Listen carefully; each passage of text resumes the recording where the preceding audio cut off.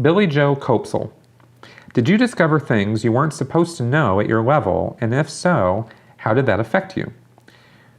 Were you disappointed with the OT levels when you learned about them after you left?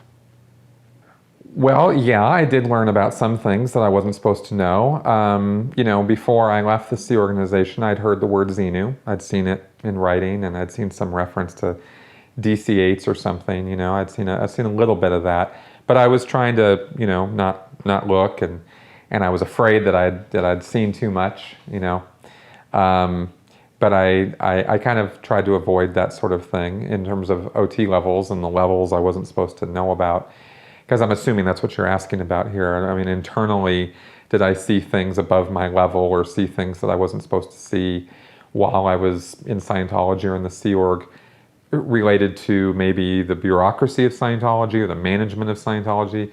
Yeah, I saw some issues I wasn't supposed to see, like things that Hubbard had written that weren't for my level, they were for this level, sort of things. Or you hear stuff, but you kind of tune it out or try not to pay too much attention to that. But at the same time, you're kind of curious and you kind of want to know.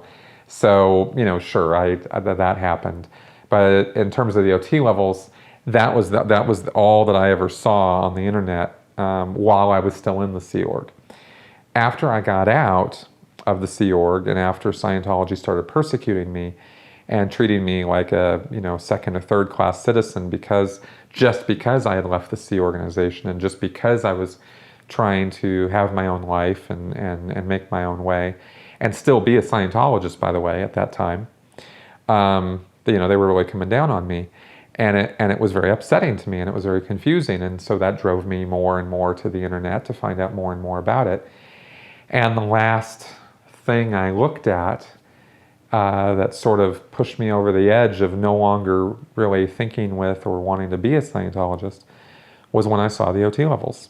I downloaded them and I went, okay, here we go. I'm going to take the plunge. And I opened that document up and I started reading, and I read OT1 and OT2 and OT3 and 4 and 5 and 6 and 7, and I read about the L's and the L rundowns, and because it's all one big huge download. And to say that I was disappointed would be an understatement. I was pissed. I was actually very, very upset because the thing is, I had been I'm an expert on Scientology technology. I really do understand almost all of it at one level or another, and had been exposed to almost all of it.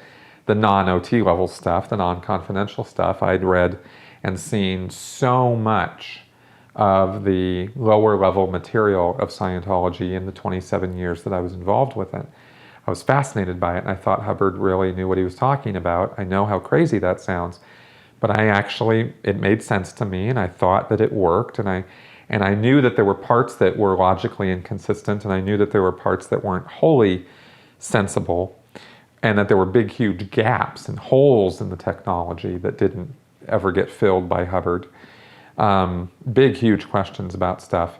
But there was so much there that, and you always kind of could tell yourself, well, I haven't read everything, so maybe Hubbard does answer some of those questions elsewhere. Anyway, my point is that I had been very familiar with all of that lower level material, all the stuff going up to the state of clear, from nowhere to clear. That's not confidential. And I knew that material, and I knew it well.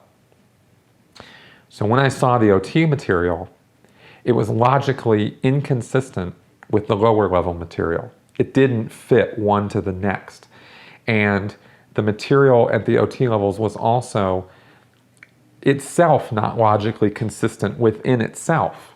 It was ramblings and it was nonsense. BTs and this is what's supposed to provide OT powers. I mean, it didn't make any sense, How is it that by ridding yourself of body thetans, you would gain telepathy and mental powers and abilities? And how would it be that by getting rid of BTs, you would become cause over life? How do those two things go together? They don't go together at all. I could see the benefit of getting rid of BTs if you had them, but that doesn't provide you with, your own spiritual rehabilitation. It just is ridding you of stuff. So how is that supposed to provide you with this end result of it, which is that you are now cause over life? It just didn't make any sense, much less the earlier, the OT3 end result is freedom from overwhelm. Well, okay, so you get rid of a bunch of BTs and now you're supposed to not be overwhelmed anymore, only to find when you do OT4 and OT5 and OT7 that you've got millions more BTs to deal with. So how are you not still overwhelmed? Like that doesn't, like I said, these things just don't, these questions and answers, they don't logically make sense. They're not logically consistent.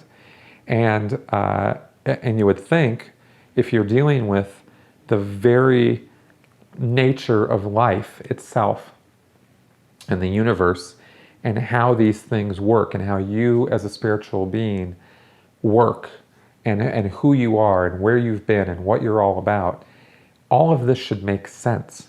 It shouldn't be bringing up 10 times more questions than it's answering. And it shouldn't be that you have to go in session so it will suddenly make sense to you because the needle will move.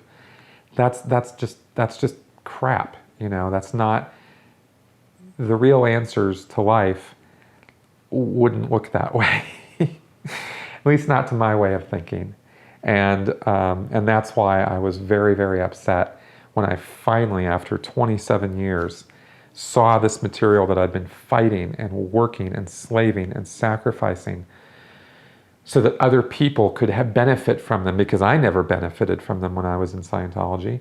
I never got to the OT levels, and the way I was going, it was going to be another 20 years before I ever did get to them.